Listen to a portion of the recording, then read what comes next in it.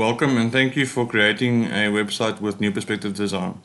By now you should have received a link to your Google Drive folder, and this is where you will upload your content for your website, and we will download it and basically build a draft from there. In this quick video we will show you how to effectively upload product images and information onto the Google Drive and various folders that we have set out. The main document in the Google Drive folder is the website content request document. So once you've opened this document up, you will find some information there pertaining to your website. We have set out a sample of tabs such as homepage, about page, services page, but this document is free flow and you can change it as you require. Let's take the homepage for example. We'll enter some information here. Please take note at the top here of the save status. Once this cloud appears with a tick, it means that the document is saved. So you can close it and reopen it, and the information will still be there. So the same applies for all the other tabs: about, team page, services page, product page, processes, portfolio, reviews, and any other pages that you'd like to add. You could simply create new pages. Please note that you are free to create new pages and accompanying images as you require.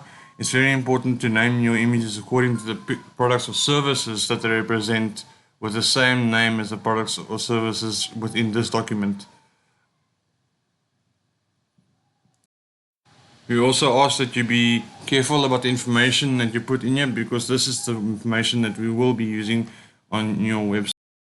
Now we will quickly run through the process of uploading images.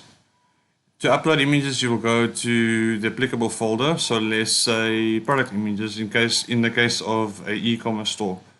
And we will go new, file upload, and we will select an image. The image will be uploaded.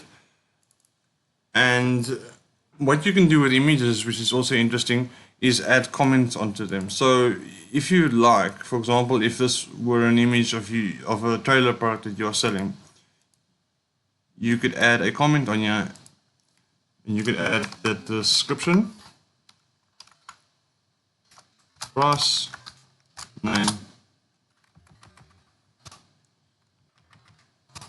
and category. So now we are able to access this information, and we will know where this image will go on your website according to its description, price, name, and category.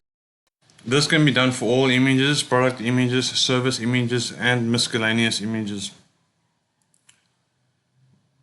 Also, please remember to rename your images according to the product or service that they represent. Lastly, for e-commerce stores, we also have an Excel sheet.